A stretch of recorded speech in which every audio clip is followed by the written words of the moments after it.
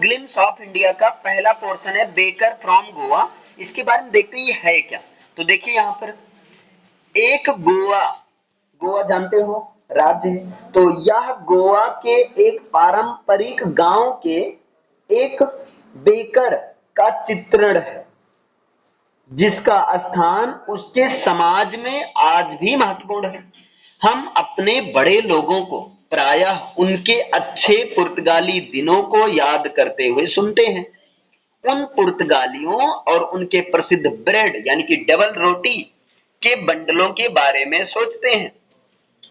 उन डबल रोटियों को खाने वाले लोग चाहे अब जीवित ना हो, लेकिन उनके निर्माता आज भी क्या है, उनके निर्माता आज भी वहां हैं हमारे बीच। वे मिक्सर्स, सांचे और वे रोटी सेकने वाले आज भी हैं। वे समय की कसौटी पर परखी हुई भट्टियां आज भी अस्तित्व में हैं। आज भी डबल रोटियां बनाई जाती हैं। उन भट्टियों में आग आज भी है, वे अभी तक बुझी नहीं है। परंपरागत नान बाई यानी कि बेकर के बांस की धमक और खनक उसके आगमन की सुबह सुबह अनाउंस करती हुई कुछ स्थानों पर आज भी सुनी जा सकती हैं। हो सकता है पिता जीवित न हो, पर बेटा अब भी पारिवारिक धंधे को जारी रखे हुए हैं। ये नानबाई आज भी गोवा में पेडर के नाम से जाने जाते हैं। आगे देखिए, गोवा में हमारे बचपन के दौरान नानबाई हमारा दोस्त, साथी और मार्गदर्शक हुआ करता था। एक दिन में कम से कम 2 बार आया करता था। ये राइटर बता रहे हैं कहानी। एक बार उस समय जब वह बिक्री के लिए चक्कर लगाने के लिए सुबह निकलता था, फिर दोबारा तब तक वह अपनी विशाल टोकरी को खाली करने के बाद लौटता था। उसके बांस की खनक हमें नींद से जगा देती थी और हम उससे मिलने और उसका स्वागत करने के लिए दौड़ते थे। ऐसा क्यों था? क्या वह डबल रोटी के प्रति प्रेम के कारण था? बिल्कुल नहीं। डबल रोटी किसी पास्किन या बास्टाइन के द्वारा खरीदी जाती थी, जो कि घर की नौकरानी होती थी। हम जिस चीज के लिए तड़पते थे वे थी डबल रोटी के छल्ले, जिनका चुनाव हम सावधानी पूर्वक किया करते थे। कई बार यह विशेष प्रकार की बनी मीठी ब्रेड होती थी। नानबाई अपना संगीतमय प्रवेश अपने बांस के विशेष बने हुए डंडे की झंग झंग की आवाज के साथ करता था। एक हाथ से अपने सिर पर रखे टोकरे को सहारा देते हुए और दूसरे हाथ से जमीन पर बांस को बजाते हुए वह घर की मालकिन को गुड मॉर्निंग कहकर अभिवादन करता था और अपने टोकरे को ऊर्ध्वाधर बांस पर रख देता था। हम बच्चे एक हल्की खिड़की के द्वारा दूर हटा दिए जाते थे, झिड़की के द्वारा, है ना, और डबल रोटियां नौकरानी को दे दी जाती थी। लेकिन हम हार मानने वाले नहीं थे।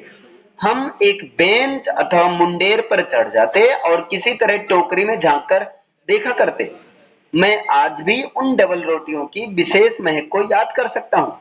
डबल रोटियां बड़ों के लिए और गोलाकार बच्चों के लिए।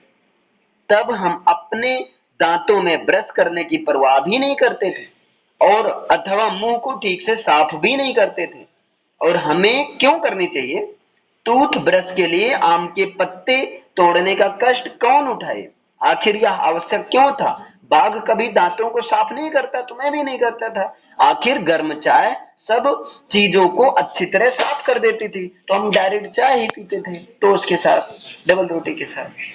आगे देखिए फिर क्या है।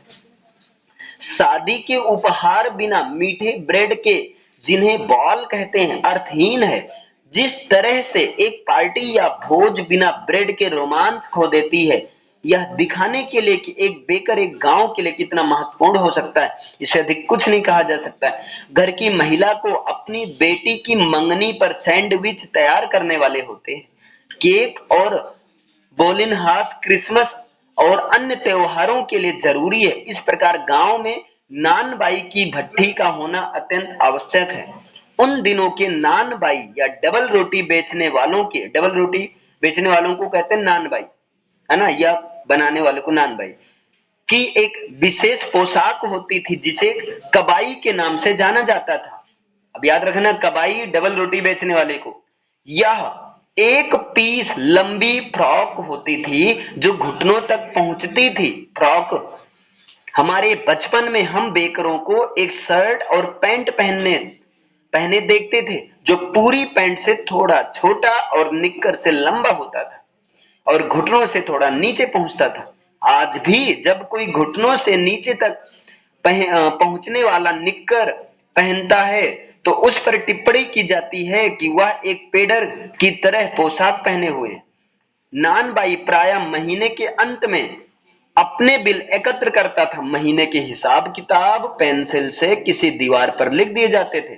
नानबाई का व्यवसाय वास्तव में प्राचीन दिनों में फायदे का व्यवसाय था। नानबाई और उसका परिवार कभी भूखे नहीं मरते थे। वह, उसका परिवार, उसके नौकर सदैव सुखी एवं समृद्ध दिखाई देते थे। उनका मोटा ताजा शरीर इस बात का स्पष्ट प्रमाण था। आज भी जब कोई कटहल जैसा व्यक्ति दिखता है तो उसकी तुलना नानबाई से की जाती है। ऐसा गोवा में होता है।